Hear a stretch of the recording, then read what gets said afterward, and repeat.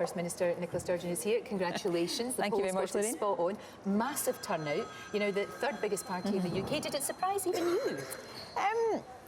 You know, the polls have been suggesting we were on course for a historic victory. Our own private polling has been suggesting that as well. But, you know, I guess I never really quite believed that we would overturn all of these massive majorities. So it's a fantastic feeling this morning. I think what we witnessed last night was a really historic shift in the tectonic plates of Scottish politics, and now we've got the opportunity to make Scotland's voice heard really loudly at Westminster.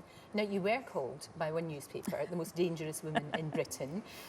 Do you think then that frightened voters down south to vote Tory, and maybe by extension you might have let David Cameron in? I don't think so. Labour failed to beat the Conservatives in England, and Labour can't blame anybody else for that. Their vote is barely up. They haven't taken seats off of the Conservatives. You know, I was laughing to myself there when you said that I was described as the most dangerous woman in Britain. One of the UK papers, I think the Daily Telegraph, published a picture of me a few days ago with that, or something like that headline. It was this picture of me cuddling lots of wee babies, you know, so I looked really, really dangerous in that picture.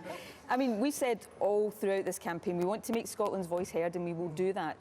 But notwithstanding that it looks as if David Cameron's heading back to number 10, we will work with others to try to get progressive politics more at the heart of Westminster, and to stand up to Tory policies, because the Tories have done a lot of damage to Scotland and other parts of the UK, and we'll be a strong voice standing up for social justice. It's interesting you say that. Now Alex Salmond is back in. He is He's indeed, going to be at the yeah. head of 56 Absolutely. SNP MPs. Who's in charge then? Is it him or you? No, I'm the party leader, but you know, any party leader that doesn't want Alex Salmond as part of their team is not a sensible party leader. Angus Robertson, of course, is the leader of our Westminster group. He was the leader of a group of 6 MPs. He's now the leader of a group of 56 MPs. Absolutely. You know, this is clearly an outstanding result for the SNP. You know, historic doesn't even quite cover it. We saw swings yesterday that have never ever been seen in the history of Westminster politics anywhere in the UK. But it's a good result for Scotland, because what's clear from the results, it's not just people who voted yes in the referendum that backed the SNP yesterday. A lot of no voters also backed the SNP, and I felt there was a coming together of the country to make our voice heard. And my message to people who voted for us and to people who didn't, we're going to do our best to represent Scotland and to make sure the country's voice is heard very loudly. Do you think now, though, that independence is absolutely inevitable? No, I don't. And I've said all throughout this campaign that this election wasn't about independence. I said very explicitly to people, if you vote for the SNP, I won't take that vote as an endorsement of independence. If Scotland's ever going to be independent, it will be because we vote for it in a referendum.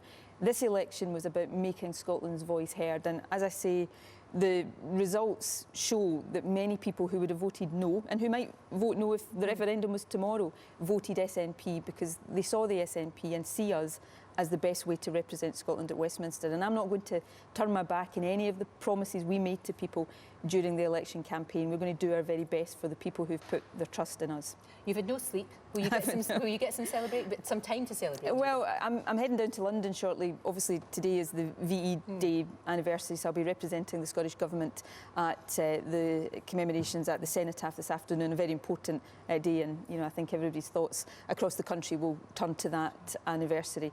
Over the weekend, I hope to get some time with our new MPs to celebrate and to, you know, start to look at how we make sure in earnest that Scotland's voice is heard.